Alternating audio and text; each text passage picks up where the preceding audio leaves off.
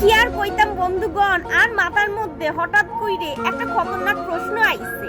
আচ্ছা বন্ধুগণ, কোন তো জ্ঞান বড় না টাহা বড়? আপনারা কইবেন অবশ্যই জ্ঞান বড়, কিন্তু আমার মনে হয় জ্ঞান বড় না।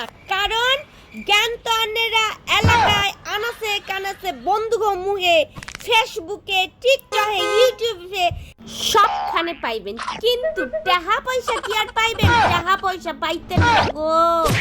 যাও গা, আমার মতামত জানাইলাম। আন্নে গো মতামত আন্নেরা কমেন্ট কইরা জানাইবেন কেমন।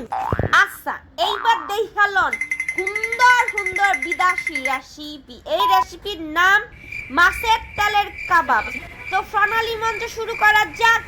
প্রথমেই নিবেন কাঁচা লঙ্কা, লবণ, হলুদ, চালের গুঁড়ি, আটা, ময়দা, যেটা ঘরে থাকে সেটা দিয়ে মইতেইবেন। স্বামীরে তো আর বকতে পারবেন না, কিছুই করতে পারবেন না, ওইটার মধ্যেই মইতেইবেন ইচ্ছা করে একেবারে যা পারবেন ডইলা বানাইবেন।